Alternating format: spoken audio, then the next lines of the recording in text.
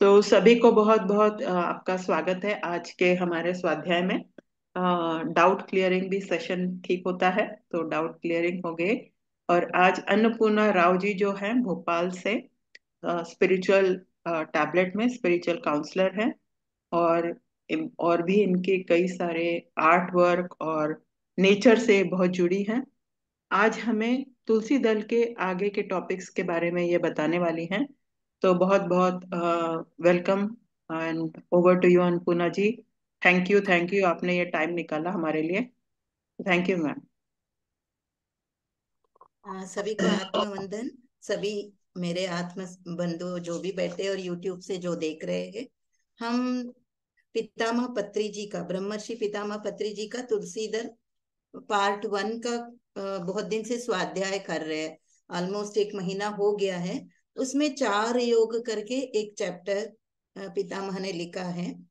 हर chapter हर page अलग ही है। बहुत सारे किताबों का पठन करके उन्होंने उसमें से जो भी सार है, सारा अंश हर एक बुक का उन्होंने एक एक पेज में या दो दो पेज में संग्रहित करके दिया है, ताकि हमको जो भी इंटरेस्ट है उसमें और अच्छे से आगे बढ़ सके और समझ पाए और सब चीज को एब्जॉर्ब कर ले अपने अंदर। कभी कभी क्या होता है ना, हम 200 या 300 बुक पेज देख के ही पठन नहीं करते, स्वाध्याय पढ़ना भी नहीं चाहते, लेकिन अगर हमको उसके अंदर क्या लिखा है वो अगर समझ में है, वो इंटरेस्टिंग लगता है, तो वो हम फिर पढ़ने लगते हैं, वो बुक लेके खरीद के, या सुनने की भी ऑडियो भी हमारी इंटरेस्ट जगेगी। तो ये पितामह ने हमारे लिए सुंदर करना है। मैं थोड़ा भक्ति के तरफ मुझे ज्यादा रुचि होती है, तो मैंने इसी 4 योग में 4 योग से ही मैं शुरू कर रही हूँ। पेज में ये 195 है मेरे बुक में, मेरे एडिशन वाले बुक में 4 योग लिखा है। प्रत्येक जीव को अपने परिणाम क्रम में सभी दशाओं को पार करना ही चाहिए। प्रत्येक जीव को यानी हम सभी को अपने परिणाम क्रम में सभी दशाओं को पार करना ही चाहिए। हम एक जगह से निकल गए ये नहीं होगा। अगर हमें अपने जीवन में आगे बढ़ना है, परिणाम को पाना है, तो हर दिशा में हमको अलग अलग जगह कदम उठा के चलना पड़ेगा। जैसे यहाँ पर 4 योग, जैसे महाभारत की गीता में श्री कृष्ण ने अर्जुन को जब बताया भक्ति योग, कर्म योग, संख्या योग, ज्ञान योग, वैसे यहाँ पर 4 योग दिया है। भक्ति योग का मतलब है नाम संकीर्तन आदि, हम हरि का नाम लेते हैं, भगवान का, वो बताया है। कर्म योग का मतलब है निष्काम कर्म, हमें मनन करना, हम कैसे कर्म कर रहे हैं, कुछ आशा रख के कर रहे हैं या निष्काम कर्म कर रहे हैं। वो जब निष्काम कर्म होता है तभी कर्म योग बनता है, नहीं तो कर्म है, कर्म का आना जाना चलता रहेगा, अकाउंट बराबर करने के लिए फिर बार बार जन्म लेना पड़ेगा। निष्काम कर्म है तो हम उस पार जाने की संभावना खुलती है। ज्ञान योग का मतलब है आत्मज्ञान, शास्त्र परिचय। अगर ज्ञान हम समझ रहे, ज्ञान ही, ज्ञान तो नॉलेज को भी बोलते हैं, नॉलेज इज इंफॉर्मेशन हो गया। अगर ज्ञान योग से जोड़ना है तो आत्मज्ञान, मैं कौन हूं, मैं यहाँ पर मैं किस चीज से बना हूं, जैसे हमने कल वो चर्चा की कि हम किस चीज से जीवात्मा बना है, फिर पृथ्वी पर आने का लक्ष्य क्या है, तो वो समझने का शास्त्र परिचय ही ज्ञान योग है। फिर है ध्यान योग का मतलब है अनुभव से प्राप्त ज्ञान। हम जो भी ज्ञान लिया सिर्फ बुकिश होगा तो वो ध्यान योग नहीं होता, जब उसको अनुभव करते हैं स्वयं में तब वो ध्यान योग होता है। जो भी ज्ञान हमने प्राप्त किया उसको अनुभव करना अगला वो है। ऐसे 4 योग हो गए हैं। अभी लिखा है भक्ति योग से तमोगुण क्षीण होता है। हम सबने अनुभव किया होगा, हम भक्ति योग में रहेंगे तो हमारा तमोगुण, जो हम आलस करते हैं, वो क्षीण होता है, कम होता जाएगा, उससे बाहर आ सकते हैं हमारे आलस से। कर्म योग से रजोगुण क्षीण होता है। कर्म यानी काम करने का है ना, तो इधर रजोगुण को कम करना है, बहुत सारे काम करते रहते, तो कर्म योग जब बनेगा तब रजोगुण क्षीण होगा। ज्ञान योग से सत्व गुण प्रबल होगा। कौन सी क्रिया करना चाहिए, कौन सा नहीं, किस मार्ग पे चलना है, वो ज्ञान योग से है। तो उसमें हमारी सत्व गुण, जो 3 गुण है, सत्व गुण को प्रबल करने का मार्ग है ज्ञान योग। फिर है सत्व गुण प्रधान व्यक्ति ध्यान योग से क्रमशः शुद्ध, सात्विक और निर्गुण भी बनता है। कितना सुंदर लिखा है देखिए। अगर हम सत्वगुणी होते हैं, या जो भी व्यक्ति सत्वगुण प्रधान का होता है, वह ध्यान योग से क्रमशः शुद्ध, सात्विक और निर्गुण भी बनता है। हम ध्यान कर रहे हैं, हम सभी मेडिटेटर से, तो हम समझ पा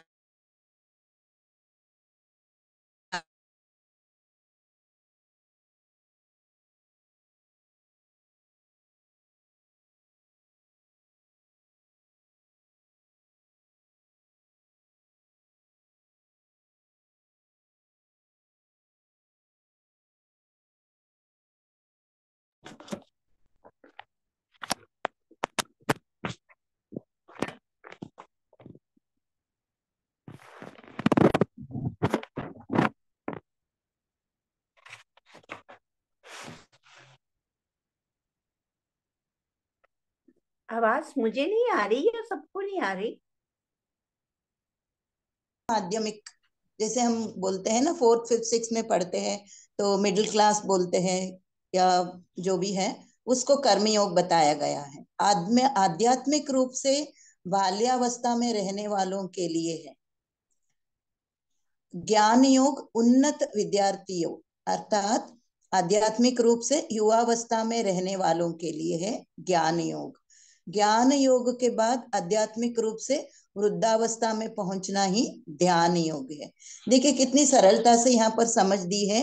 भक्ति योग, कर्म योग, ज्ञान योग और ज्ञान योग के स्टेजेस और ध्यान योग के स्टेजेस समझ में दिया है।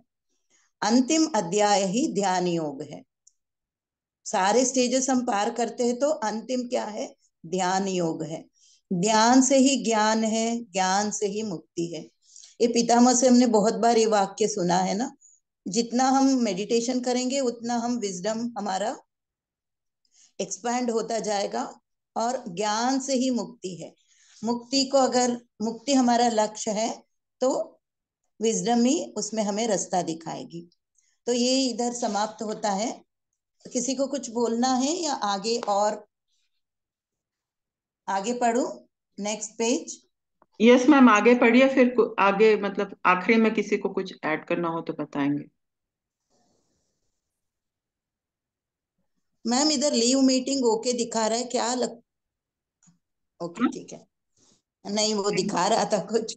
हाँ, नहीं नहीं अभी मैम। नेक्स्ट है मूड भक्ति है। मूड भक्ति, भक्ति 2 दशाओं में आती है। एक जीवात्मा की शैशवावस्था में और दूसरे जीवात्मा के परिणाम क्रम की अंतिम अवस्था में। प्राथमिक विद्यार्थियों को मूड भक्ति आवश्यक है। मूड भक्ति का अर्थ है भगवान कहीं और है ऐसा समझ लेना। राम, अल्लाह, यहोवा, इनकी पूजा करना, राम कोटि लिखना, व्रत आदि करना, पूजा, प्रार्थना, अभिषेक, अर्चना करना, विशेष तिथियों में मंदिरों की प्रदक्षिणा करना, तीर्थ यात्रा करना, ये सभी शैशवावस्था के तमोगुण को मिटाने वाली प्रक्रियाएं हैं, लेकिन ये मुक्तिदायिनी नहीं है।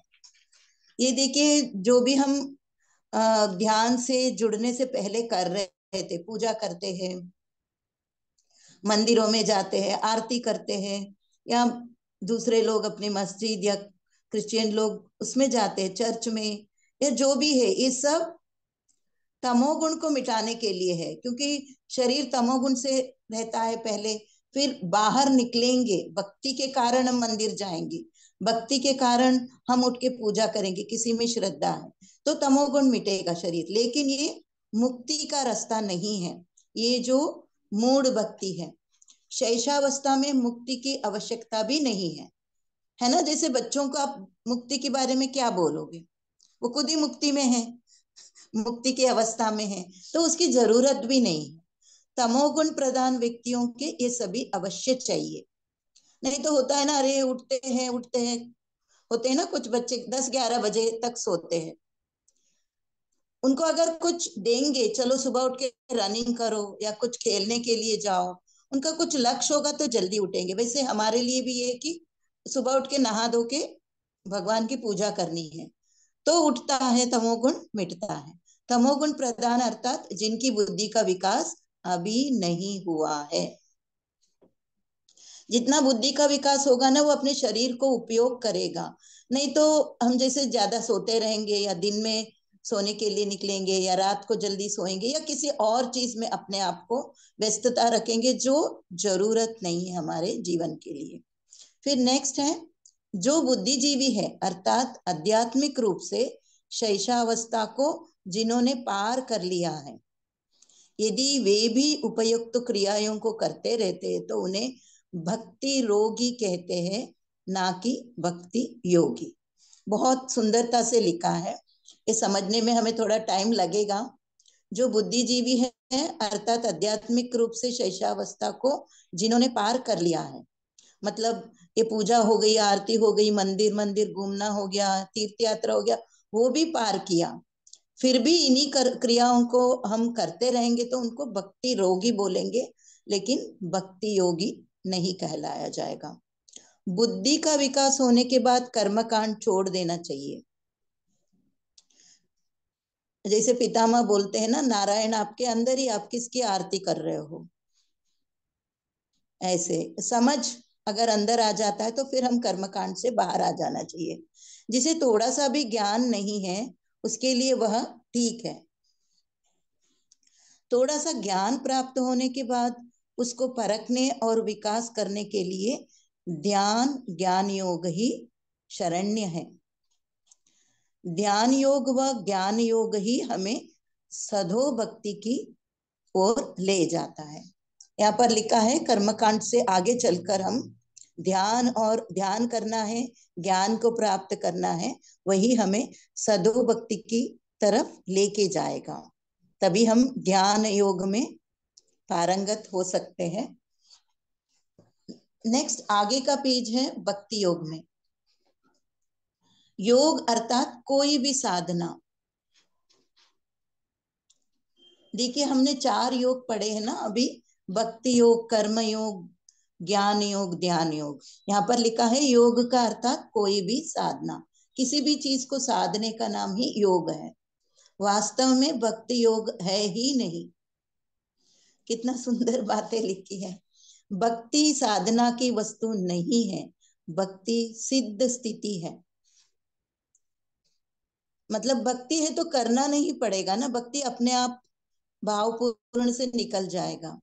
कर्म योग है, ज्ञान योग है, राज योग है, लेकिन भक्ति योग नहीं है। देखिए पहले पेज का यहाँ पर कॉन्ट्रडिक्टरी लिख दिया यहाँ पर, क्योंकि पहले समझ लेके आएंगे तो ही समझ पाएंगे। पहले ही बोलेंगे भक्ति योग नहीं है तो हम नहीं मानेंगे, इसीलिए स्टेप बाय स्टेप यहाँ पर समझ दिया जा रहा है। ज्ञान योग की साधना करना आवश्यक है, राजयोग की साधना करना आवश्यक है, कर्म योग की साधना करना आवश्यक है। परिपक्व ज्ञानी बनने के बाद, परिपक्व योगी बनने के बाद उस सिद्ध पुरुष की मनोस्थिति ही भक्ति है। भक्ति आत्म परिणाम क्रम में अंतिम दशा है। हम लोग ध्यान भी करते हैं, हम विजडम शेयरिंग भी करते हैं, ज्ञान भी लेते हैं स्वाध्याय से, सज्जन सांगत्य से, उसका परिणाम क्रम ही तो भक्ति है। अंतिम दशा भक्ति आत्म परिणाम क्रम में अंतिम दशा का निज स्थिति है। इस स्थिति में मैं और मेरा कुछ नहीं रहता, मैं मेरा मिट जाता है ना, सब तेरा तेरा हो जाता है, उसी को भक्ति बोलेंगे। भक्ति का अर्थ है सभी में अपने आप को देख लेने की स्थिति, तुझ में सब कुछ देख लेने की स्थिति, स्व व पर की भावना से रहित स्थिति। न स्व है न पर है, बस एक ही है, वननेस बोलते हैं ना, उस स्थिति को ही भक्ति कहला गया है। योग साधना में उपक्रम करने से पहले मूढ़ भक्ति, योग साधना में परिपूर्ण होने के बाद सदो भक्ति। योग साधना करने से पहले मूढ़ भक्ति, जैसे वहां पर बताया गया, पूजा करना है, मंत्रों पढ़ना है, वो जो भी है कार्य, वो सब मूढ़ भक्ति। लेकिन योग साधना करने के बाद तो ये सदो भक्ति हो जाती है। और एक छोटा सा पेज है, मैं पढ़ लेती हूँ, फिर बात कर लेंगे। इस चैप्टर का अंत है। खैर हमने पहले की 4-5 पेजेस छोड़ी हुई है, वो कभी और दिन पढ़ लेंगे। इसमें लिखा है वर्णाश्रम धर्म। धर्म अर्थात कर्तव्य। नहीं तो हम पहले क्या मानते थे, ध्यान से आने से पहले धर्म मतलब रिलीजन समझ रहे थे, है ना, हिंदू धर्म, मुस्लिम धर्म। लेकिन यहाँ लिखा है धर्म अर्थात कर्तव्य। जो करने योग्य है वो कर्तव्य है ना। दो चीजों पर निर्भर रहता है धर्म, एक तो वर्ण और एक आश्रम। वर्ण अर्थात रंग, अर्थात आभा मंडल, जीव कांति। हम औरा बोलते हैं ना, वही लिखा इधर। वर्ण अर्थात रंग अर्थात आभा मंडल, जीव कांति। यह मनुष्य के इर्द गिर्द सभी ओर स्थित कांति वलय है। यह अंशात्मा का एक परिपक्व स्थायी गुण है। देखिए इधर जीवात्मा से आगे बढ़ गए हैं। यह अंशात्मा का एक परिपक्व स्थायी गुण है। ये परमानेंट कैरेक्टर है अंशात्मा का, ये बताया है। हमारा कर्तव्य, हमारा धर्म, हमारी आत्मा एक ज्ञान की स्थिति पर निर्भर रहता है। सभी की बुक में यही लिखा है क्या, ज्ञान ज्ञान? ये मुझे समझ में, जो बुक में पढ़ रहे हैं वो कर ले, मेरे पास इस वक्त बुक नहीं है। मैं फिर से पढ़ती हूँ। यह मैं अंशात्मा का एक परिपक्व स्थायी गुण है, वो हो गया हमारा कर्तव्य, हमारा धर्म, हमारी आत्मा एक ज्ञान की स्थिति पर निर्भर रहता है। मतलब हम जो कर्म करते हैं या धर्म निभाते हैं, हमारी आत्मा, हमारे पास जो विजडम है, उसकी स्टेट पर ही वो डिपेंडेंट रहता है। सही है ना। हम, मेरे अंदर जो विजडम है उसी के अनुसार मैं कर्म करूंगी, मेरी कर्तव्य उनका पालन करूंगी, वही धर्म कहा गया है। सही है मैम। फिर है आश्रम अर्थात निलय। देह ही हमारा निलय है, वासस्थान है ना, बोलते हैं जो, देह ही हमारा निलय है। हमें कब क्या करना चाहिए यह केवल आत्म स्थिति पर ही नहीं, देह और वयोस्थिति पर भी निर्भर करता है।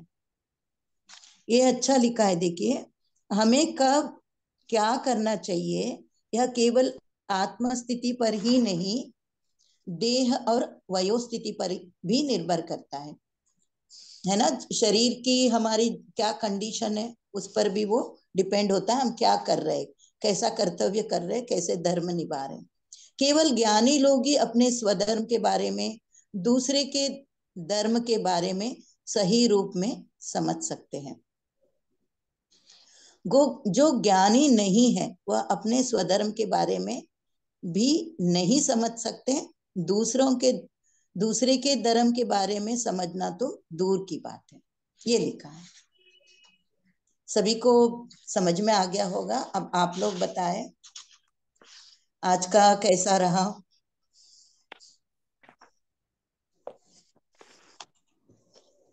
ये अंतिम पेज था। बहुत अच्छे से समझा दिया। धन्यवाद मैम।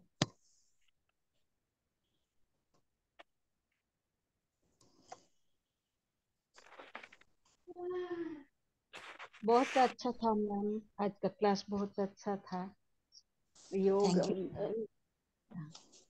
मैम सही बात है। ये पीडीएफ में थोड़ा इधर उधर को मैं देख रही थी, पीडीएफ में है पर आगे पीछे है कुछ, तो मैंने वो डिस्प्ले नहीं किया था, बट है पीडीएफ में भी ये सारी चीजें लिखी हुई हैं, और जिनके पास पीडीएफ है वो भी इस चीज को कर सकते हैं। ये जो 4 योग है, मूढ़ भक्ति है, ये जो शब्द है मूढ़ भक्ति, ये मेरे लिए कुछ अलग सा था। और लेकिन उसकी जो परिभाषा इसमें आपने जैसे समझाई वो भी काफी अच्छी थी। और हम लोग का ऐसा भी लगता है कि कभी कभी हम मूड हो जाते हैं, कभी हम थोड़े से अलग हो जाए, कभी ध्यान कर लेते हैं। तो ये भी साथ साथ भी चलता रहता है। और खैर वो जो कि भाई छुटपन में ज्यादा मूड भक्ति होती है कि मुझे एग्जाम में पास करा देना, वो हम उस तरह से समझते हैं। और वो भी जरूरी है, वो भी जरूरी है, वो उससे गुजरना भी जरूरी है। तो ये जब आप समझा रहे थे मूढ़ भक्ति और ये जो चारों योग हैं, और खासकर आपने वो जो बात बोली ना कि ज्ञान नहीं, भक्ति योग का मतलब है नाम संकीर्तन आदि। तो वो योग नहीं है, यानी कि वो जुड़ता नहीं है, यानी कि वो हो जाता है। ये आप बार बार इसको समझा रहे थे। तो हाँ, मतलब अलग अलग डेफिनेशंस हमारी समझ में आ रही हैं, ये हम पढ़ते जा रहे हैं तुलसी दल। तो यही मुझे लगा, शैशवावस्था, फिर अलग अवस्था, फिर लेकिन ये सब करते करते जब हम, लेकिन भक्ति योग नहीं है, ज्ञान योग की साधना आवश्यक है। तो सही है, अच्छा है। जैसे कल दीप्ति मैम बता रही थी ना, हाँ हाँ जो भक्ति योग है वो अंतिम स्टेज है, जो एक्चुअल भक्ति है वो हाँ। अंतिम स्टेज है।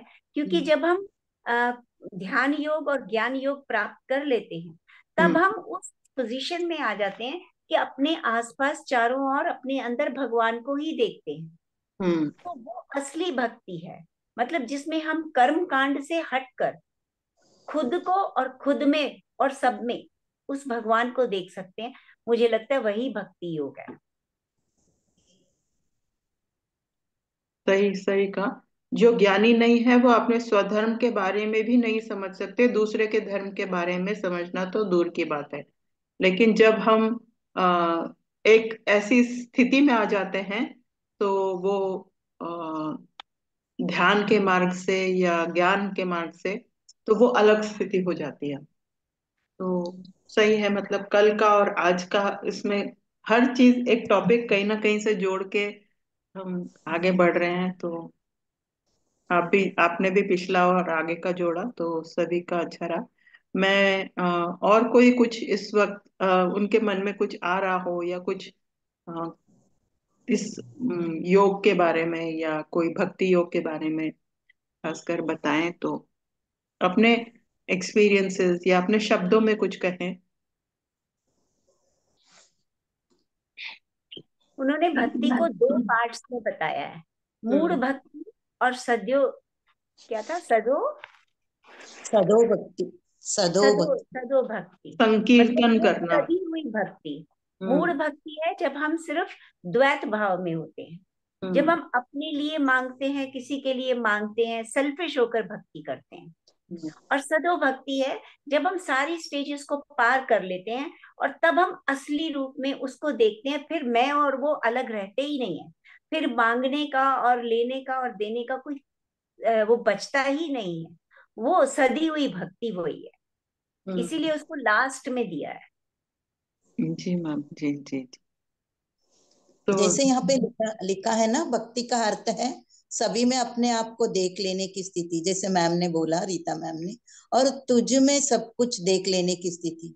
सामने वाले में भी वही है, जैसे बोलते हैं ना, उसमें भी ब्रह्म है, मैं भी अ, अहम ब्रह्मास्मि और तत्वमसि। इसमें जीना पड़ेगा, सिर्फ समझना नहीं है, जीना पड़ेगा हर वक्त हर घड़ी उसको। अगर हम टिल्ट भी होते हैं, वापस आने की स्थिति में रहना पड़ेगा, थोड़ा भले देर से ही वापस आए, लेकिन वापस आ जाओ, अरे उसमें भी वही है करके, तब वो होगी भक्ति। और स्व और पर की भावना से रहित स्थिति। नहीं तो होता है ना, मैं और मेरे को छोड़ना पड़ेगा, यहाँ पे है ना, मैं और मेरा कुछ नहीं रहता, सब उसको ही अर्पण। तेरा तुझको अर्पण बोलते हैं ना, अब उसको हम क्या अर्पण करेंगे, है तो उसी का। हम बोलते हैं ना, तो उसके लिए फूल चढ़ा रहे हैं, बहुत बड़े उससे बोल, चढ़ाना क्या है, वो तो उसी के पेड़ से निकला है, उसी की सृष्टि है, उस सृष्टि का ही एक पार्ट है। अब उसको हम माला बना के, ठीक है, वो जैसे मूड भक्ति में होता है ना, बाल्यावस्था में, कि नहीं कर्म हमको कुछ कांड। करना है, हाँ। सजाना है भगवान को। बोलते हैं ना, जन्माष्टमी के कृष्ण को सजान, अरे वो पूरा सजा हुआ है, मैं कौन होती हूँ उसको सजा, लेकिन कुछ तो करना है ना, क्रिया में होना चाहिए, भक्ति आने के लिए, निकलने के लिए, श्रद्धा को एक्सप्रेस करने के लिए, वो एक मार्ग है, वो भी गलत नहीं है, लेकिन उससे आगे भी बढ़ना है। कभी कभी ये होता है ना, बोलते हैं लोग तो हायर स्टेट में हम लोग होते तो हंसी आती है, देखो हम क्या बोल रहे हैं, माला हम लाके चढ़ा रहे हैं भगवान को, प्रसाद बना के चढ़ा रहे हैं। अब प्रसाद तो वो खुद है, खुद उसका सृष्टि करता है, तो उसको क्या दीपक जलाना, उसको क्या प्रसाद चढ़ाना। वही मैडम ने बोला ना, एक हो जाते हैं, मैं भी नहीं तू भी नहीं, एक हो गए करके। Yes ma'am. और कौन है वो भी सब मैं बात। बस अनघा जी और आरती मैम जुड़े हैं, नए नए तो नहीं हैं पर हमारे उसमें सेशन में आए हैं, तो उनको वेलकम करना चाहती हूँ अलग से। उनको भी कुछ बोलने के लिए बोली, उनका भी हम हाँ हाँ सुनेंगे। हाँ। अनघा मैम प्लीज बताएं कुछ। हाँ मैडम, मुझे वो स्वधर्म का इतना समझा नहीं कंसेप्ट, वो जरा इलाबोरेट करेंगे? स्वधर्म और हाँ हाँ हाँ हाँ हाँ, उसमें है ना, लास्ट में है। हाँ। आश्रम उसमें है नहीं। मैं फिर से वो वर्णाश्रम धर्म से पढ़ लेती हूँ, जल्दी जल्दी पढ़ती हूँ, जब स्वधर्म आएगा रुक जाएंगे। धर्म अर्थात कर्तव्य है, दो चीजों पर निर्भर रहता है, वर्ण और आश्रम। वर्ण अर्थात रंग, अर्थात वर्ण यानी वही ऑरा ही लिखा है उन्होंने, है ना, ऑरा के बारे में लिखा है, आभा मंडल। और वो मनुष्य के इर्द गिर्द रहती है, जो अंशात्मा परिपक्व है उसका वो कैरेक्टर है, परमानेंट कैरेक्टर है, वो लिखा है। हमारा कर्तव्य, हमारा धर्म, हमारी आत्मा एक ज्ञान ज्ञान की स्थिति पर निर्भर रहता है। हम जितना हमारे अंदर ज्ञान होगा वैसे होगा हमारा कर्तव्य, हमारा धर्म। आश्रम अर्थात निलय, देह ही हमारा निलय है। बोलते हैं ना, देवालय बोलते हैं अपने देह को, जिसमें आत्मा का वास है। हमें कब क्या करना चाहिए यह केवल आत्मस्थिति पर नहीं, देह और वयोस्थिति पर निर्भर रहता है। लेकिन आपने इसमें का बोला, हाँ इसी में है मैम, नेक्स्ट है ना लाइन। तो ये हम देखो, हम जो भी करते हैं कर्तव्य ही धर्म है ना, धर्म। अगर हम आत्मस्थिति में है, वो एक ही नहीं है, हमारा देह कैसा है। अगर मेरे को कोई तकलीफ है देह में, मेरा कर्तव्य डिफरेंट होगा ना।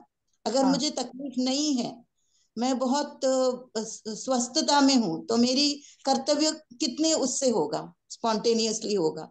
अगर देह में तकलीफ है तो मैं जबरदस्ती करूंगी वो कर्तव्य, करना है करके, या मनोस्थिति मेरी ठीक नहीं है, चलो यार इसने बोल दिया इसलिए मैं ये पढ़ रही हूँ। अगर मेरी मनोस्थिति और आरोग्य दोनों ठीक है, शरीर की स्थिति, तो मैं खुशी खुशी से वो काम करूंगी। वही तो धर्म है ना, कर्तव्य ही धर्म है यहाँ बताया। फिर है, केवल ज्ञानी लोग ही अपने स्वधर्म के बारे में, दूसरे के धर्म के बारे में सही रूप में समझ सकते हैं। हमारे अंदर ज्ञान रहेगा तो ही तो हम, मुझे क्या करना चाहिए वो मेरे को सही समझ रहेगा। नहीं तो मैं कुछ भी कर सकती हूँ ना, सही या गलत का परिचय ही मुझे नहीं है, ज्ञान ही नहीं है, तो फिर मैं कैसे, मेरा कर्तव्य या मेरा धर्म कैसे मैं निभाऊंगी। या सामने वाले को सुन के मैं कुछ करूंगी, सामने वाले ने मुझे कुछ सुना दिया तो मैं भी सुनाऊंगी। अगर ज्ञान है, मैं भी आत्मा हूँ, सामने वाला भी आत्मा है, जैसे बोला ना भक्ति में है, सामने वाला भी वही है, मेरे अंदर भी वही है, तो फिर मैं वो कुछ सुनाएगा तो मैं वो रिस्पॉन्स नहीं दूंगी, स्माइल करके चली जाऊंगी, है ना। धर्म वही स्वधर्म। अगर मेरे अंदर वो ज्ञान ही नहीं है तो मैं फिर उसके साथ लड़ाई करते बैठूंगी, तुमने मुझे ऐसे कैसे सुना दिया। उसकी अवस्था तो, उसकी अवस्था भी मैं नहीं जब समझ सकती वो किस कंडीशन में है, और मैं भी उद्वेग होके उसके साथ कुछ कर बैठूंगी, है ना। अगर स्वधर्म में है, मैं स्वधर्म में मैं कौन हूँ, मेरे को आत्मस्थिति की मुझे पता है, मैं भी वही ब्रह्म चैतन्य हूँ, सामने वाला भी वही ब्रह्म चैतन्य है, तो फिर मैं उससे उलझूंगी नहीं, उसका वो जो भी करेगा। ऐसा नहीं कि दूसरे से मार खाना, ये भी नहीं है, डिफेंड करना है अपने आप को, शरीर को बचाना है, लेकिन मैं विवेक तरीके से उसको रेस्पॉन्स दूंगी, है ना। रेस्पॉन्सिबिलिटी, जिम्मेदारी से दूंगी वो, उसका मुझे पता है, मैं ये जो करूंगी उसका परिणाम क्या होगा मेरे लिए, वो पहले ही मैं सोच के फिर उसको जवाब दूंगी। नहीं तो जो मन में आया करते रहेंगी, मन तो चंचल होता है ना, सामने वाले ने कुछ बोला, अरे मैं इसको सिखाऊं, मैं कौन हूँ, 10 चीजें सुनाने को तैयार रहता है हमारा चंचल मन। लेकिन अगर आत्मज्ञानी रहेंगे तो उस स्टेट में रहेंगे।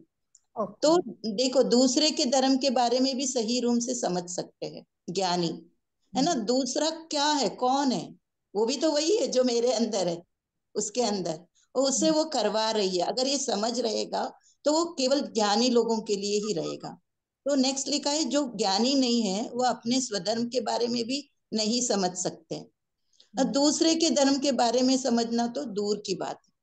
मैं अपने आप को ही नहीं समझूंगी तो दूसरों को कैसे समझूंगी। बराबर। मेरे अंदर वो ब्रह्म को मैं अनुभव करूंगी, तभी सामने वाले के अंदर की ब्रह्म को मैं समझ पाऊंगी। उसके अंदर भी ब्रह्म, मैं अपने अंदर ही, मैं शरीर हूँ, मेरे को इधर दुखता है, मेरे को उधर दुखता है, या कोई कुछ बोलेगा तो मुझे गुस्सा आता है, यानी मैं मन हूँ। या फिर मेरी बुद्धि भ्रष्ट हो गई है, अरे उसने कुछ वहां कुछ देख लिया मैंने, यानी मैं बुद्धि हूँ, उसी में उलझी हुई हूँ। अगर मेरे को ज्ञान है मैं इन तीनों से परे की चैतन्य हूँ, है ना, तो फिर मेरी अलग ही होगी कर्तव्य, ओके। समय के बराबर। अनुसार। जैसे उन्होंने बोला ना, देह और वयोस्थिति पर भी निर्भर करता है हमारा कर्तव्य। आत्मस्थिति का ज्ञान तो है, लेकिन इसीलिए बोलते, पितामह भी बोलते हैं ना, आपको हेल्दी रहना है, हाँ। Mentally physically. मतलब अपनी शरीर की ध्यान दो, ऐसा नहीं कि जाके सब चीज छोड़ के बैठ गए। जैसे गौतम बुद्ध ने भी महीनों महीने उन्होंने उपवास किया, बाद में उनको एक लेडी ने समझाया ना, तुम्हारा शरीर ही नहीं रहेगा तो तुम कैसे उस स्थिति को समझोगे, उस स्थिति को पाओगे जो बुद्धत्व थी। फिर उन्होंने वो उपवास, वो जो अपने शरीर को कठिन दे रहे थे, उन्होंने वो रास्ता छोड़ा, ओके। है ना। शरीर को, मन को, सबको हमें स्वस्थ रखना है, अच्छा। तभी हमारा, हम आत्मस्थिति का ज्ञान के साथ हमारा कर्तव्य उस राह पर लेके जा सकते हैं। ओके। ज्ञान भी जरूरी है, शरीर की भी स्थिति जरूरी है, मन की भी आरोग्य, हेल्थ जरूरी है। ओके। तीनों लिखा है इसमें। आपने अच्छा हुआ ये बताया, मुझे भी आपने बोला तो ही निकला। मैं भी इतना विमर्श नहीं किया था, आपने बोला तो अच्छा निकला वो नहीं, थैंक स्वधर्म। यू मैडम, आपने बहुत अच्छा समझाया। मुझे धन्यवाद मैम, पहले धन्यवाद। इतना नहीं समझ में आया था, अभी बहुत अच्छी तरह से समझ में आ गया। आप भी स्पिरिचुअल काउंसलर है ना, आप भी? नहीं नहीं नहीं। अच्छा अच्छा, वो ये कनगा मैडम थी। ओके, ठीक है मैम, धन्यवाद। Thank you. धन्यवाद, धन्यवाद, थैंक यू अनगा मैम। Thank you. मैं फिर से ये वाली पीडीएफ जो है ग्रुप में शेयर कर दूंगी, तो आप हाँ। इसे पढ़ भी पाएंगे। पहले शेयर की थी, अभी आप ऐड हुए हैं तो ओके। पढ़ने से क्या होता है कि वो, जैसे आप, ज्यादा हाँ, ज्यादा आती समझ में है आया। समझ में। तो वो मतलब इसको दूसरी भाषा में ये भी कह सकते हैं कि जैसे बचपन में अगर कोई बचपन में ही समझ लेगा कि ये जो पूजा, अम, अम, अम, फूल देना या इसे चढ़ाना, ये इतना इम्पोर्टेंट नहीं है, उसमें उसका इतना विश्वास नहीं आएगा, वो विजडम की तरफ जाता है पर्सन। बराबर। और कोई, हम बड़े भी हो जाएं, 50 साल के भी हो जाएं, 70 साल के भी हो जाएं, तो पूरा मन उसी में रहता है कि मैं अच्छे से माला बनाऊं, ये करूं, वो करूं। तो ये दोनों पर करेगा, हमारी आत्मस्थिति पर भी और हमारी जो दैहिक या जो स्थिति है उस पर, दोनों ही पर निर्भर करेगा। और दोनों ही सही है, यानी हर एक व्यक्ति अलग अलग स्थिति में हो सकता है, वही के हिसाब से भी और आत्मस्थिति के हिसाब से भी। ओके। हाँ, तो ये, तो थैंक यू मैम। सभी लोग, आरती जी आए, विनीता जी आए, तो बहुत मैं बहुत थोड़ा थैंक सा यू। बोलूं, हाँ हाँ, प्लीज मैम, प्लीज बोलिए। मैम जी। इसमें मुझे लगता है कि हमारा कुछ पार्ट जो है ना, वो स्पिरिचुअल टैबलेट्स वाला भी थोड़ा आता है। हाँ हाँ, जो ये बताइए। हाँ। वर्ण और आश्रम है, हम्म। इसमें मतलब जैसे वर्ण क्या होता है, जो जैसे ग्रह धर्म हो गया, आश्रम धर्म हो गया। आश्रम तो अलग दिया हुआ है, गृह धर्म है या कम्युनिटी की तरफ या फैमिली की तरफ जो धर्म है, वो नहीं हम्म। आएगा। मैं जस्ट अपना वो सोच रही हूँ, मुझे ऐसा लगता है यहाँ पे एक्चुअल जो है ना, वो वर्ण को उन्होंने अलग अलग स्टेजेस बताई है कि हमारी जो कहते हैं ना, 3 ड्यूटीज ऑफ लाइफ टूवर्ड्स। नहीं मैम, वर्ण यहाँ आभा मंडल है, वर्ण यहाँ ऑरा है बस। मतलब वर्ण वो भी आभा, डेफिनेशन ठीक है मैम जो आप बोल रहे हैं, बस इस पेज के हिसाब से हम बता रहे हैं। आपका हाँ, बिल्कुल आश्रम सही है। आप जो बोल रहे हो वो आश्रम है, आप हाँ जो बोल रहे हो वो आश्रम होगा, आश्रम है ना, जो भी आश्रम रहे। का तो अलग है।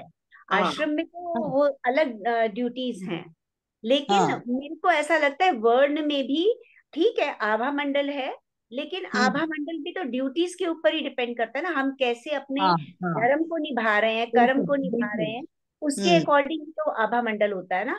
तो हम्म। जब हम अपने प्रति और फैमिली के प्रति और समाज। सही है मैम। जी मैम, तो इस किताब के हिसाब से जो है वो हम समझेंगे, लेकिन आश्रम जो वर्ड हम हैं वो अलग से समझते हैं। तो बहुत बहुत थैंक यू सभी को, बहुत बहुत धन्यवाद आने के लिए और प्रश्न पूछने के लिए खासकर, क्योंकि उससे फिर हमारे भी डाउट्स बहुत क्लियर हो जाते हैं। तो बहुत बहुत थैंक यू मैम, सभी को बहुत बहुत थैंक यू।